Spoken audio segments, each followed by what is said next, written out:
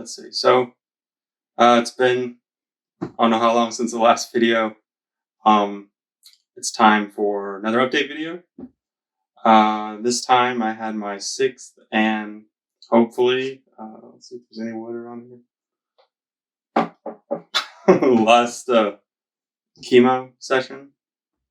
Um, let's see what all went down. Well, um, I guess what I'll do is I'll summarize like what actually happened in that session because it wasn't really eventful at this point, and sort of summarize the whole process as I've seen it, and then maybe talk a little bit about what's supposed to come now for me in the next couple weeks, months, etc. As of today, of course, anytime you've got one of these types of sicknesses, anytime you go to the doctor for pretty much any checkup, all that could change, right? So anyway. I go in, I get the rituximab overnight, and on the next day I get chemo, and then I'm pretty much sent home. So there was nothing really eventful in the last chemo session for me, and so that was pretty much it. Now, in terms of, and I think I've talked about this before, but I've got some kind of basically some kind of bacteria that your body normally kills and eliminates. And it's really dangerous because it can't be treated with antibiotics. And so they want to keep it from spreading to other people. So every time I'm in the hospital, I have to wear like this yellow suit. And basically, I look like I'm some kind of like, I don't know, highly infectious person. Like when you see infectious diseases on TV, you're wearing the mask, you're wearing a yellow suit and like blue gloves and everything. And you can't leave your room and you're isolated. You get a room by yourself and everything. So it was all of that. But otherwise it was uneventful. And so then they sent me home, and that's been pretty much it. The first couple of days, again, my experience has been, you get the, what do they call it? The cortisone tablet, got tons of energy, your sleep's all wacky, crazy. And then, that you only take that for 5 days. And so the next week you're just like, I've been, just KO'd.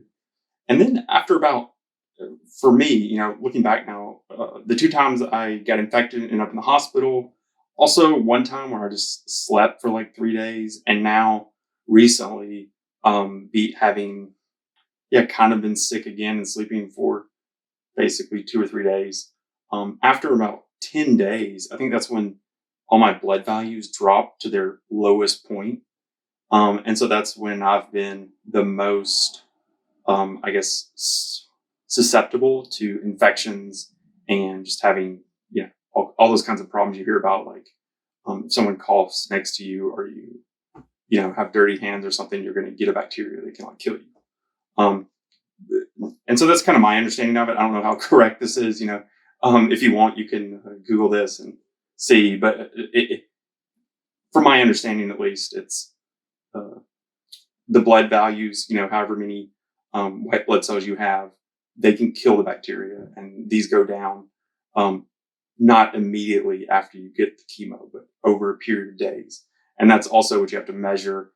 A week after I get the chemo, like 5 or 6 days later, I have to go to my home family doctor and get a test to see what my blood values are. And so the doctors are always controlling that. But yeah, that's pretty much it. Like I said, the last couple of days I've been sleeping pretty much, not feeling too good. But I want to get this video out because it's kind of, I've got all the chemo sessions behind me now. Looking back, there's some questions I've noticed that come up sometimes, like, what's it like comparing the first to the last? And now being at the end of it, I would say, some people say they get used to it. I've read, and some people say, it just gets worse over time. Some people say it gets better.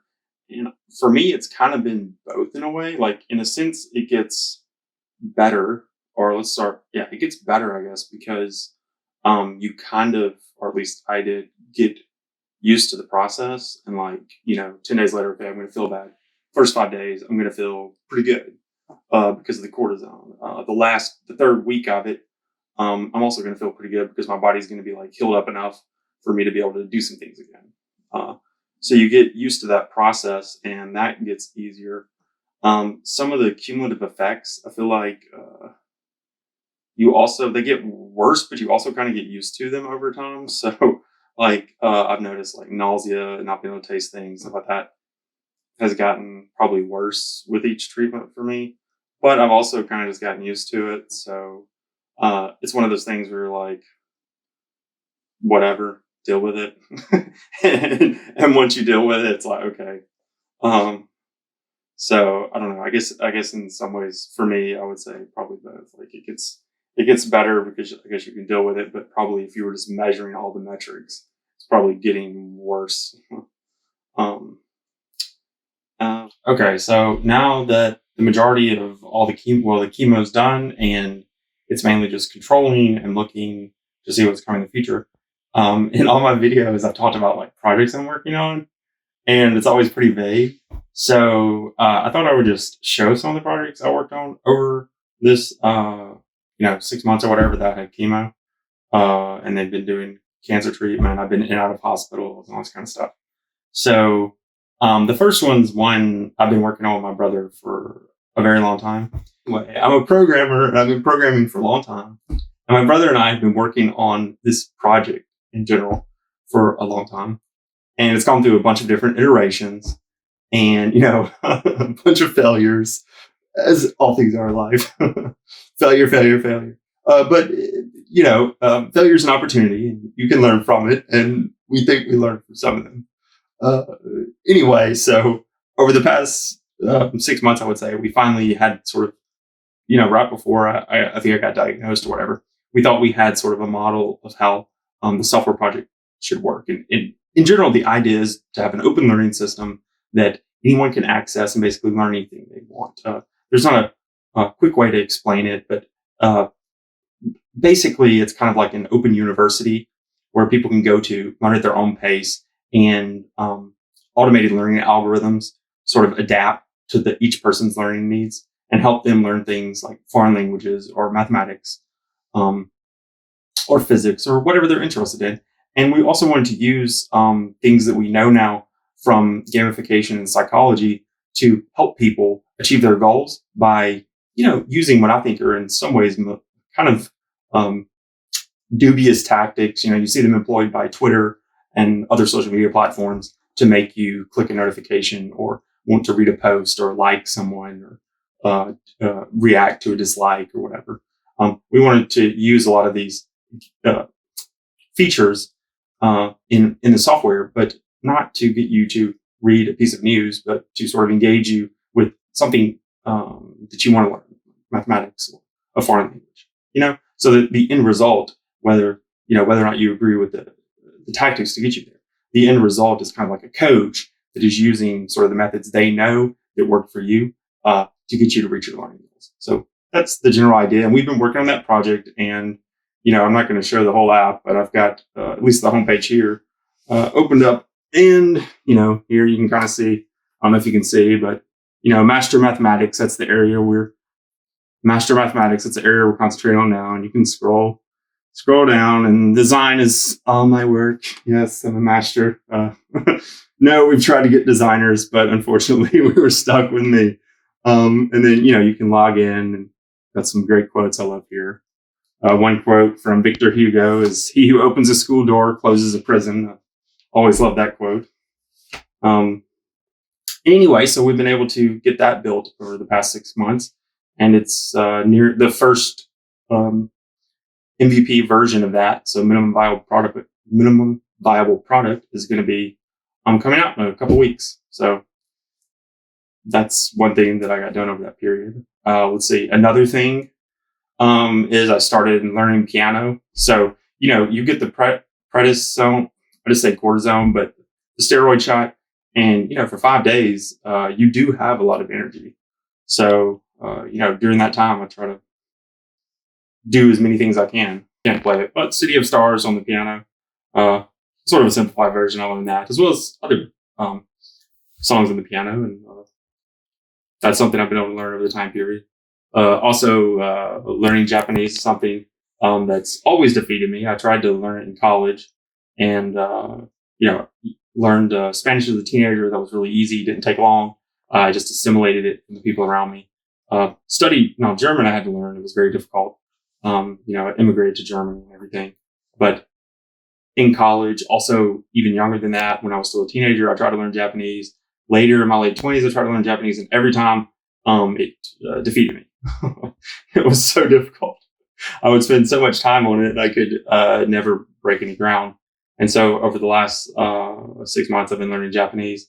And this time I finally got to a point where I can at least understand some of what anime is saying and some of what very simplified, sort of slow Japanese speakers are saying, and read simple Japanese news text. But that's vastly beyond the level I got into ever before my studies. And that's something that's also pretty easy to do when you're sitting at the doctor's, like learn a language, because you're just sitting there reading something, you get your headphones in, you can just listen to the language. So yeah, I can speak some Japanese. Sukoshi hanashimasu. Sukoshi.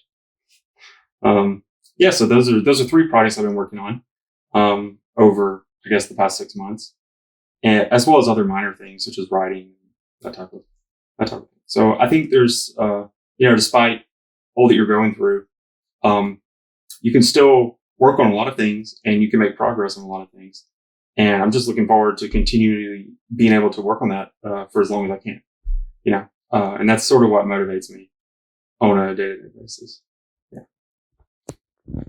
Yeah. So what's coming now in the future? So now they're going to give me 2 more in 3-week intervals, 2 more sessions of just rituximab. So I don't think that's a chemo treatment anymore. It's one of the drugs. So, I've been doing the R-CHOP therapy, which is I think a pretty standard therapy for lymphoma. And the R is the rituximab in that. So I get 2 more sessions of that where, because of my allergic reaction to rituximab, I have to go to the hospital and spend that in the hospital and everything. And then they're going to do a PET CT to look at and see if all of it worked, basically. And hopefully it worked. And if it didn't, then, they'll do whatever they got to do. Which one of the things they could do is a radiation therapy. That's been put in that's what one doctor said they could possibly do. I don't know what other options there are. So that's in about a month is when that happens. And then aside from that, I've still got all these liver issues with what's called portal vein thrombosis, but basically it's just a vein that goes to your liver that's super important for supplying your liver with blood.